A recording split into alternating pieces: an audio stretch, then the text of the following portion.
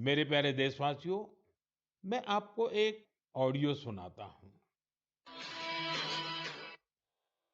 Hello. Sir नमस्ते sir. नमस्ते। Sir बोलिए सर। देखिए, ये जो आपने एफआईआर नंबर मुझे सेंड किया है, इस नंबर के खिलाफ 17 कंप्लेंट्स हमारे पास। आप ये नंबर यूज कर रहे हैं? मैंने नहीं यूज करता हूँ सर। अभी कहाँ से बात कर रहे हो? Sir Karnataka sir. वो घर में हूँ सर। ओके, इसके लिए आप अपनी स्टेट में रिकॉर्ड करवाइए ताकि ये नंबर ब्लॉक कर दिया जाए, फ्यूचर में आपको कोई प्रॉब्लम ना हो। Okay, yes sir. अभी मैं आपको कनेक्ट कर रहा हूँ, ये आपका इन्वेस्टिगेशन ऑफिसर है। आप अपनी स्टेट में रिकॉर्ड करवाइए ताकि ये नंबर ब्लॉक कर दिया जाए। Okay, yes sir. Yes sir. Yes sir. अब बताइएगा मैं किसके साथ बात कर रहा हूँ। अपना आधार कार्ड मुझे शो कीजिएगा वेरीफाई करने के लिए, बताइएगा। सर मेरे पास अभी नहीं है sir Aadhaar card sir, please sir. Phone आपके फोन में है? नहीं सर। फोन में आधार कार्ड की पिक्चर नहीं है आपके पास? नहीं है सर। नंबर याद है आपको?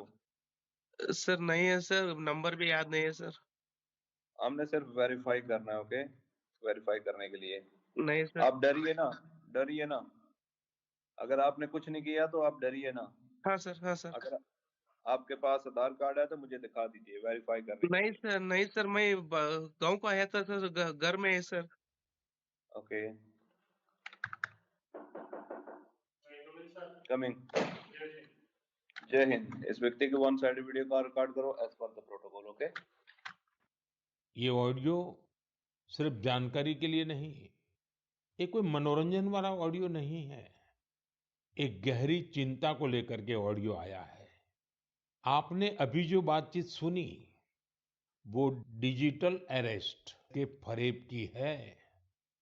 ये बातचीत एक पीड़ित और फ्रॉड करने वाले के बीच हुई है। डिजिटल अरेस्ट के फ्रॉड में फोन करने वाले कभी पुलिस, कभी सीबीआई, कभी नारकोटिक्स, कभी आरबीआई, ऐसे भांति भांति के लेबल लगाकर बनावटी अधिकारी बनकर बात करते हैं और बड़े कॉन्फिडेंस के साथ करते हैं। मुझे मन की बात के बहुत से श्रोताओं ने कहा कि इसकी चर्चा जरूर करनी चाहिए। आइए, मैं आपको बताता हूं ये फ्रॉड करने वाली गैंग काम कैसे करती है, ये खतरनाक खेल क्या है। आपको भी समझना बहुत जरूरी है, औरों को भी समझाना उतना ही आवश्यक है। पहला दाव, आपकी व्यक्तिगत जानकारी, वो सब जुटा करके रखते हैं। आप पिछले महीने गोवा गए थे, है ना? आपकी बेटी दिल्ली में पढ़ती है ना? वे आपके बारे में इतनी जानकारी जुटा कर रखते हैं कि आप दंग रह जाएंगे। दूसरा दाव, भय का माहौल पैदा करो। वर्दी, सरकारी दफ्तर का सेटअप, कानूनी धाराएं, वो आपको इतना डरा देंगे, फोन पर बातों बातों में आप सोच भी नहीं पाएंगे। और फिर उनका तीसरा दाव शुरू होता है। तीसरा दाव, समय का दबाव। अभी फैसला करना होगा, वरना आपको गिरफ्तार करना पड़ेगा। ये लोग पीड़ित पर इतना मनोवैज्ञानिक दबाव बना देते हैं कि वो सहम जाता है।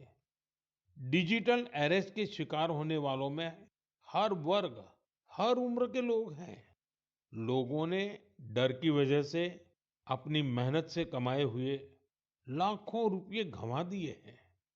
कभी भी आपको इस तरह का कोई कॉल आए तो आपको डरना नहीं है।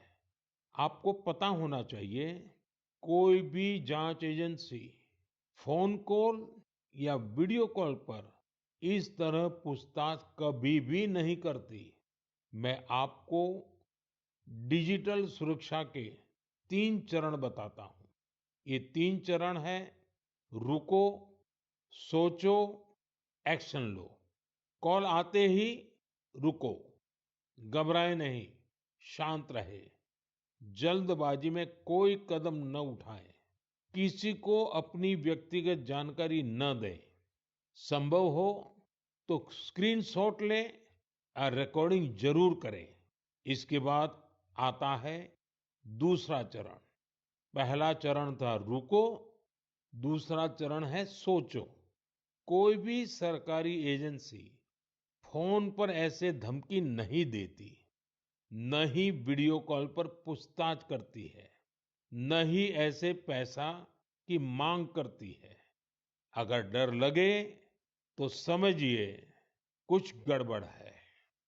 और पहला चरण, दूसरा चरण और अब मैं कहता हूं तीसरा चरण। पहले चरण में मैंने कहा रुको, दूसरे चरण में मैंने कहा सोचो और तीसरा चरण कहता हूं एक्शन लो। राष्ट्रीय साइबर हेल्पलाइन 1930 डायल करें। cybercrime.gov.in पर रिपोर्ट करें। परिवार और पुलिस को सूचित करें। सबूत सुरक्षित रखें। रुको, बाद में सोचो और फिर एक्शन लो। ये 3 चरण आपकी डिजिटल सुरक्षा का रक्षक बनेंगे। साथियों, मैं फिर कहूंगा, डिजिटल अरेस्ट जैसी कोई व्यवस्था कानून में नहीं है। ये सिर्फ फ्रॉड है, फरेब है, झूठ है, बदमाशों का गिरोह है। और जो लोग ऐसा कर रहे हैं, वो समाज के दुश्मन है।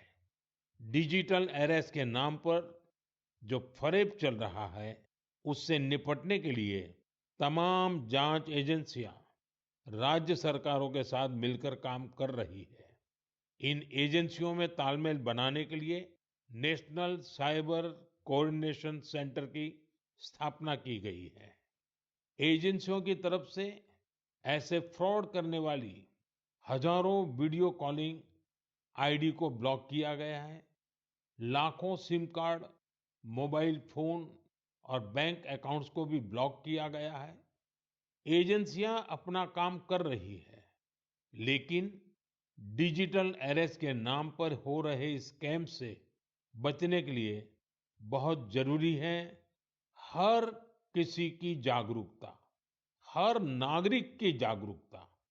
जो लोग भी इस तरह के साइबर फ्रॉड का शिकार होते हैं, उन्हें ज्यादा से ज्यादा लोगों को इसके बारे में बताना चाहिए। आप जागरूकता के लिए हैशटैग सेफ डिजिटल इंडिया का प्रयोग कर सकते हैं। मैं स्कूलों और कॉलेजों को भी कहूंगा कि साइबर स्कैम के खिलाफ मुहिम में छात्रों को भी जोड़ें। समाज में सबके प्रयासों से ही हम इस चुनौती का मुकाबला कर सकते हैं। मेरे प्यारे देशवासियों, हमारे बहुत